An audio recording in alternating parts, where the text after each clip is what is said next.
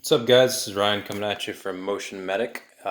Here's my first video, and I've really been putting off the videos because I'm a perfectionist and I don't want to publish anything that's not done completely properly. Thing is people need this information, so whether it's perfect or not, I'm still going to put it out there.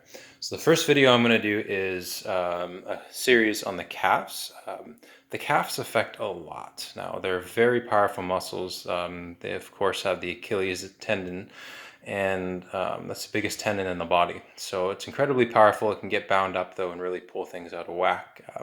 Also, of course, it's near the foot, and it can support your entire body weight, especially when you're leaning forward or you're stepping off, etc. The body's a tensegrity system, so everything works together, but the calf really does bear a lot. So without further ado, I hope you can see well, and we'll get started.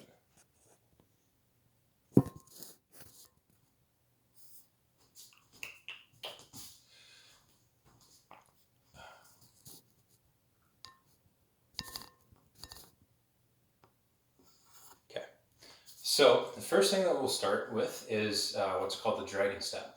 Now there's multiple variations of the dragon step. This one is of course going to be focusing on releasing the calf. So I'm going to do my left calf to start. And what I do, whether you're wearing shorts or pants, it's best to make sure that you're able to access the calf directly. If not, you do it over your pants, that works too. But so do my left, I take my left foot, I put it forward, turn it slightly out, and I want to watch my hips. I don't want them to be cocked in either direction. I want them to be nice and straight, as in line as possible. You can place your hands, find that bone there.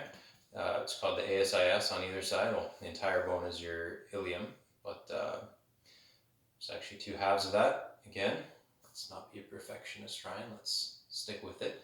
Your hips, your pelvis, find it, okay? Now, you want to lean slightly forward and bring your weight onto that foot, okay? So you want to feel the weight on your foot, spread the toes, see if you can see here, extend the toes, spread the toes, and what that does is it wakes up intelligence in your arch. So from there, when you found that position and you're leaning forward, bearing weight into the leg, I want you to feel like that calf is activated, so you can grip the floor a little bit with the toes, something like that, extend, feel the weight, feel it go all the way up behind your knee. And with the opposite leg, come along and then put that knee into the calf. So from another angle, put the knee into the calf, okay?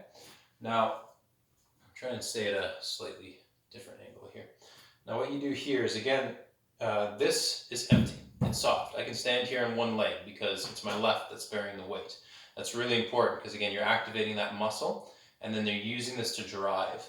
So from here, you can have the foot make contact with the ground, or you can lift it depending on your balance and your ability and your strength in the opposite leg.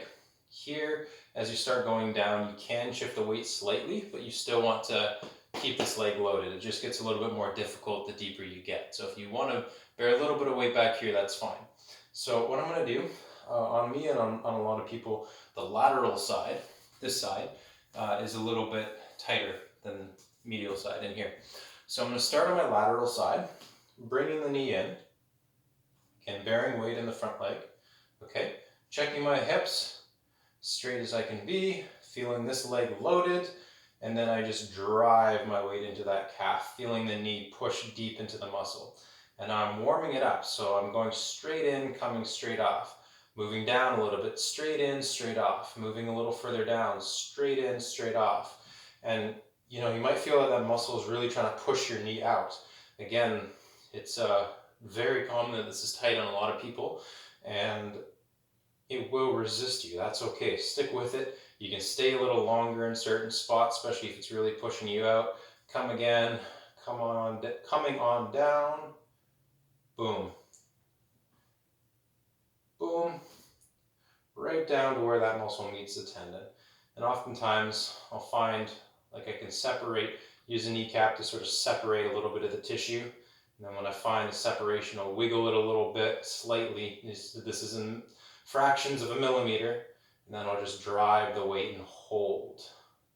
Feel a little bit of pain, but it's good pain.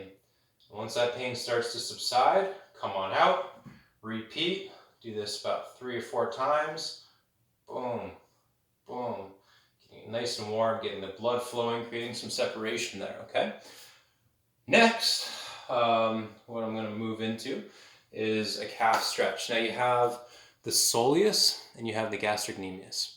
So the soleus, it crosses the ankle joint here and then comes right in behind your tibia to about here, okay? The gastrocnemius, this guy here, has got 2 heads, medial and lateral. It actually crosses the knee joint. So because I'm nice and lean, you may be able to see the tendons on me right there. These guys are the hamstring tendons, but those ones right there that cross behind the knee, see? So I go like that, boom. You can see it right down into the gastrocs, okay? So the calf does both this, whoosh, it flexes the foot, plantar flexes the foot this way, and it helps the hamstrings curl the knee this way, okay? So we're gonna isolate the 2 of them and maximally stress them, a good stress for lengthening, all right? So let me set up this camera again. I cannot wait to have better resources to demonstrate. But again, for now, I'm just putting it out there. So we'll see how we go. Okay, hopefully you can see. Should be decent. Yeah, okay. So I'm going to do this leg just for visual purposes, even though we warmed up the other one. But obviously, if I was doing this for real, I'd be using the left leg because it's already warmed up from the dragon step compressions. So I start by finding the wall. Now you want to avoid this because this is just at the toes. That's something else, okay? You want to find the balls of your feet. You can come up as high as you need to. And then once you find the balls of your feet, drive the heel in. That should already give you a stretch. Now from here, I'll start a little lower. Drive the heel in and let it come down. Now what this does, this drag, helps to already stretch and open up the calf. So you start a little higher, balls of the feet, balls of the hand, representing balls of the feet, bang, come on down, and then that creates that micro length that makes all the difference. A small increase in length, okay? So you want to watch your hips. That's kind of difficult in the camera, but I'll try and show you. What can happen is this, you twist to the opposite side because it throws you off. It takes the stress off of the stretch there. So you want to make sure that the same side hip, forward, engaged. Keep a slight bend in the knee because right now we're isolating the soleus aspect. Keep the knee slightly turned out as well, depending on where you're going. But right now my knee's turned in because my lateral side is tight, like it is on most people. So if I bring the knee out, I'm engaging here, and immediately I feel big stretch down the lateral side of my calf, okay? That's even into gastrocs, but again, we're focusing on soleus, so you can keep that knee bent, all right? Now from there, with the bend in the knee, I'm gonna stick my butt out, keeping a nice arc in my back, in the shoulders and in the low back. And then with my back leg, I'm just gonna step forward, and step forward, and step forward. Simultaneously, as I step forward, I'm exerting force. I'm trying to push the wall away from me this way. That's activating the calf, activating the soleus, and pushing, pushing, pushing. Now what this does is you're activating the muscle that you're stretching. So you're telling those fibers that are adhered to work and pull. So both things that are superficial and deep are going to start to release, and they're going to start to align.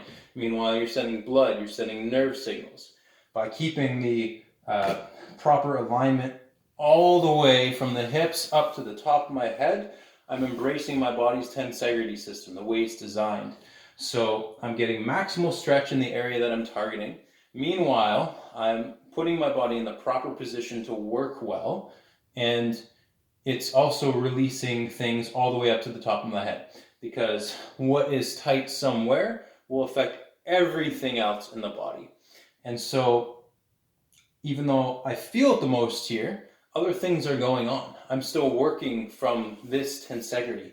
And because my weight and force is driving into this foot, I can take my hands off, and that's the thing that's stabilizing me. That is exerting the force.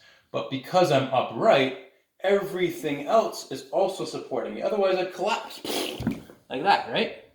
It's tensegrity. If you imagine an airplane, right? The wings here, there's going to be a aircraft cable. There's going to be a cable that supports the wing this way. Because when the wind goes, there's no cable there, no tensegrity. If that was lax, if that cable was too slack, the wings would break, or they wouldn't be in the proper position to support the aircraft. It's the same thing with a yurt. The yurt uses very minimal materials, but is an incredibly strong, resilient structure from wind. You can hang on it, etc. I've built a yurt. It doesn't take much at all. You can take 2x4s and rip them down 10 times. You have these skinny little slats that make a round wall that have trusses coming down this way supporting it, but it's all tensegrity. So if I pull here on one side or in the middle, or if I go to the outside and I push the wall, everything's tied together. It's round, it's circular, it's tensegrity. The body works the exact same way. If you're slack, if you're collapsed, you don't have that tensegrity. You can't exert the proper force. That's when your joints start to break down. That's when you have pain. That's when things just don't work because you're not using the body the way it's designed. It's like having a plane with aircraft cables that are slack. It's just a terrible, terrible idea. Anyways, moving on. So that's for the soleus. You can do that as much as you want. I generally recommend at least 3 repetitions, but feel it out. You know, this isn't like strength training where you can do too many sets, you know, like once is enough kind of thing. No, this is where you have tight tissue, and the more the better. As long as you're not killing yourself and feeling pain and then losing your tensegrity, losing your optimal positioning. If you're just taking your time, breathing through, exerting force, you can do this all day long. Or you can do it once a day and you're still going to get results because this is the way your body's designed. Okay, so anyways, from here, that was soleus. Now we're going to go to gastroc, so one that crosses the knee. And what I'm going to do to target that, and you can do this in either priority sequence. You can do soleus first or gastrocs first, doesn't really matter. Gastrocs is a little bit more intense, I find. So again, watching the knee. Okay, nice straight upper body tensegrity system, leaning forward, avoiding this twist, keeping this side in line, feeling the tensegrity, big breath in, shoulders back, arcing my lower spine, and then I need to straighten this knee. So again, exerting force against the wall, spreading my toes, really feeling in the posterior chain on the right side, and then straighten,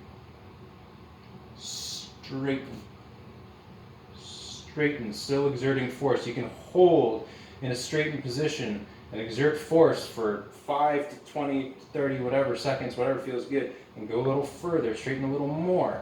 If you want to add intensity from there, sink the hips and straighten it once again. Stick the butt out further, straighten it once again.